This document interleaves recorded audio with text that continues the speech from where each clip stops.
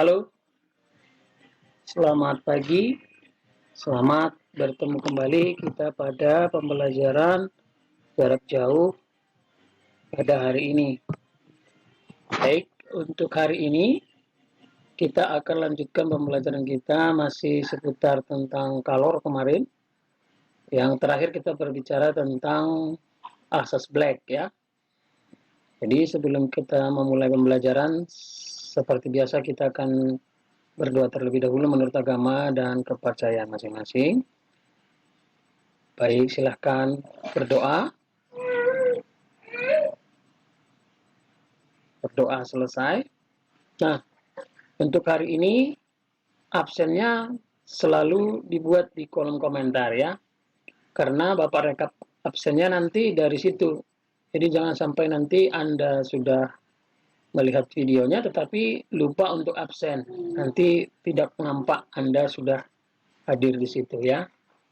Jadi untuk Bapak hari ini kita belajar sedikit tentang perpindahan kalor. Oke. Lalu berbicara tentang perpindahan kalor, ya, artinya kalor itu ternyata bisa mengalami perpindahan. Perpindahan itu berarti kalau kalor kemarin ingat dari pengertiannya kita bisa menyimpulkan bahwa kalor itu berpindahnya dari benda atau zat yang memiliki suhu tinggi, berpindahnya ke zat atau benda yang bersuhu rendah. Nah, bagaimana proses berpindahnya kalor itu dari satu benda ke benda yang lain? Nah, itu yang disebut dengan perpindahan. Nah, perpindahan kalor itu ada tiga prosesnya atau cara berpindahnya. Nah, ketiga perpindahan kalor itu, yang pertama disebut dengan konduksi. Seperti ini ya. Konduksi. Yang kedua ada konveksi, dan yang ketiga adalah radiasi. Oke, jadi kalor dapat berpindah dari benda yang bersuhu tinggi ke benda yang bersuhu rendah. Caranya seperti apa? Ada namanya cara dengan konduksi, ada konveksi, dan ada radiasi. Selanjutnya, ya.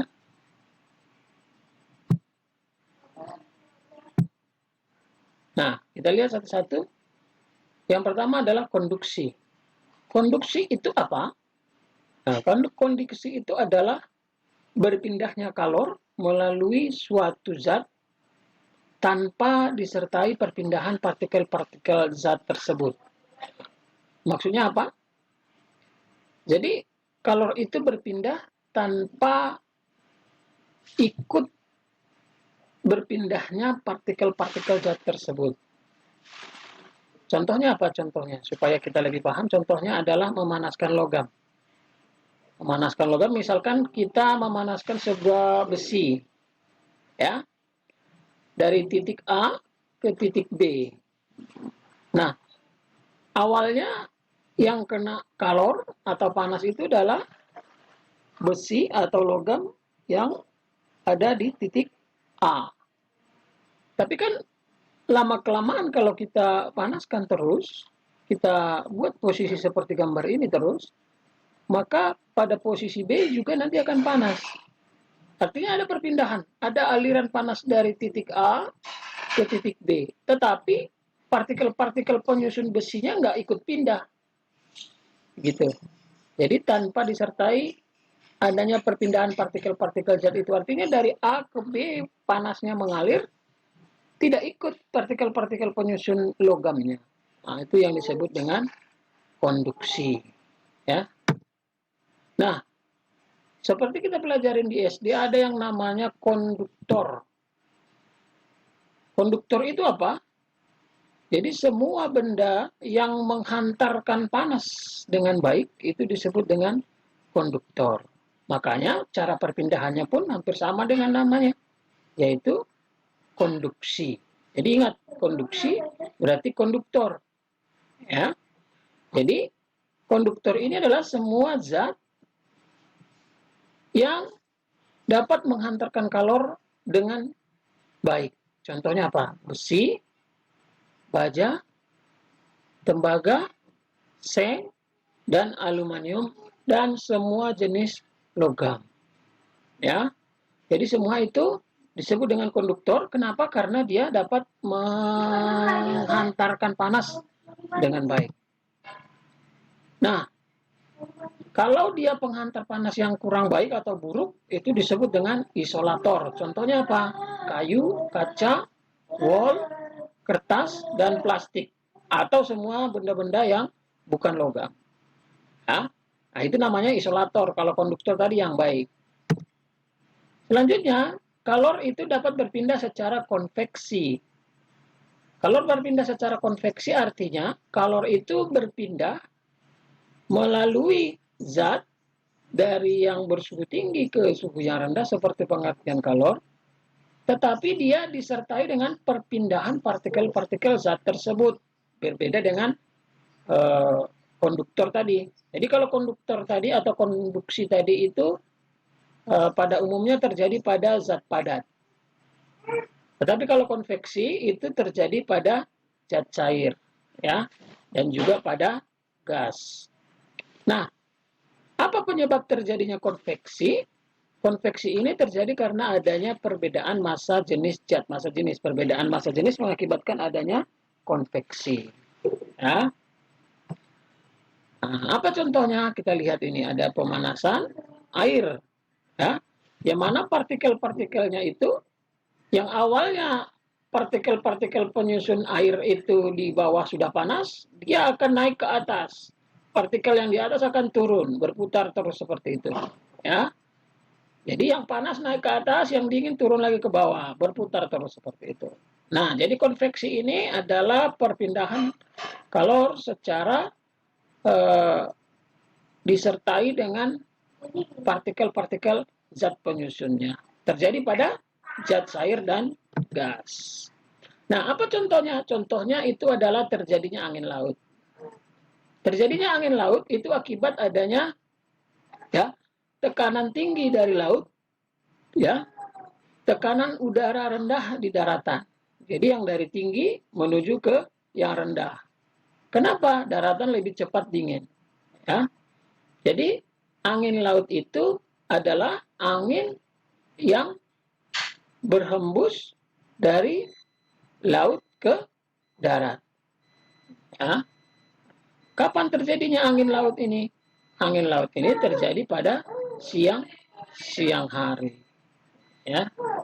Jadi angin laut ini terjadi pada siang hari. Kemudian ada yang kedua yaitu angin darat. Angin darat kebalikannya, dari darat menuju laut. Terjadinya pada malam hari. Nah, makanya para nelayan itu berangkatnya ke laut itu adalah pada malam hari, yaitu dengan menggunakan atau memanfaatkan adanya angin darat. Ya. Jadi bergerak dari darat ke laut. Oke, itu contohnya.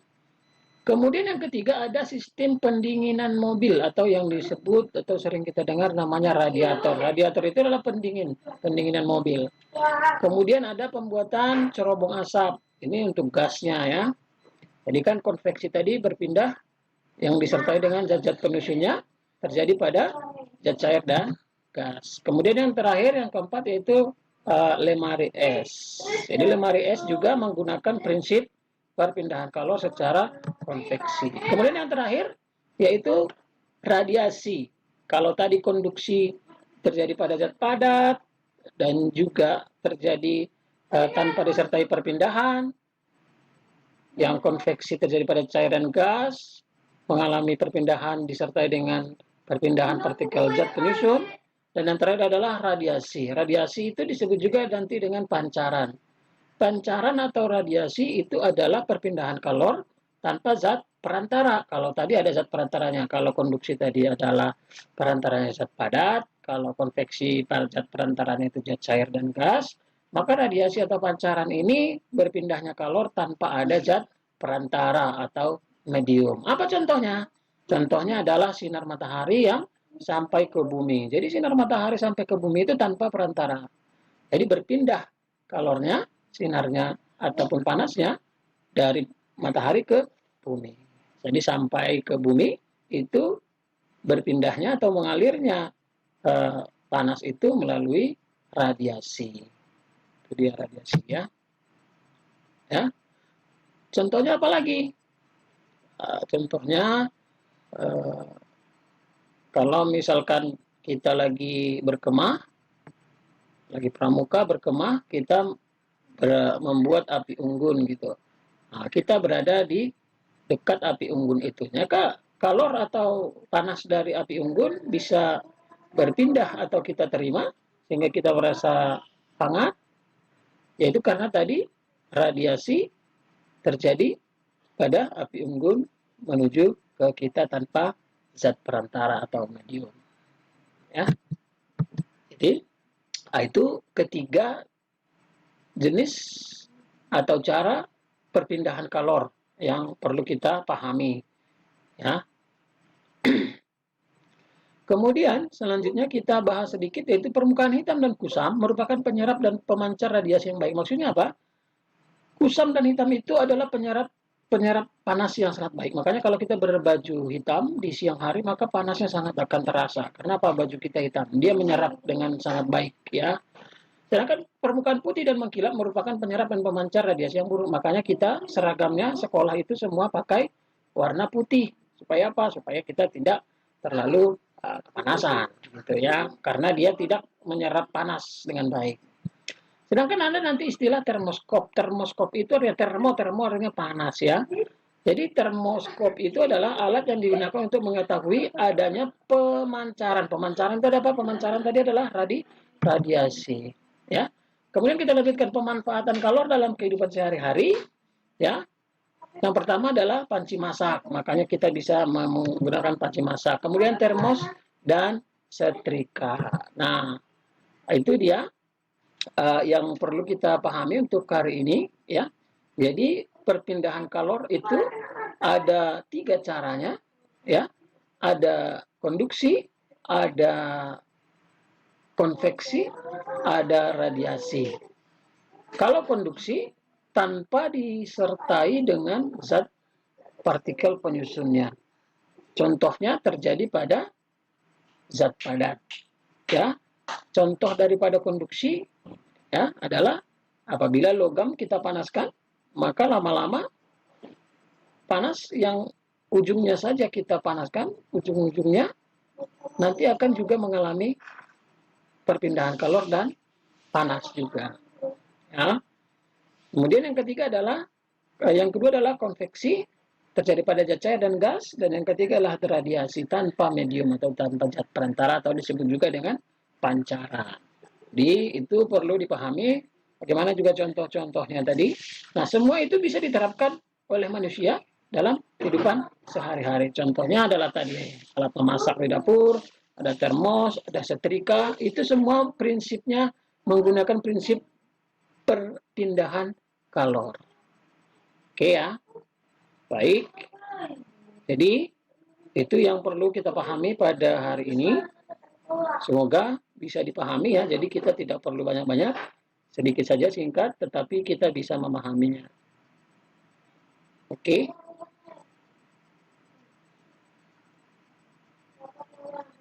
Baik, jangan lupa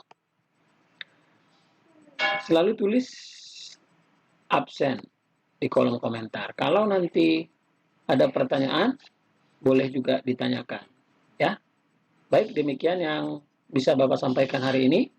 Kurang lebihnya Bapak mohon maaf. Sekian dan terima kasih. Sampai jumpa pada pertemuan berikutnya. Ada.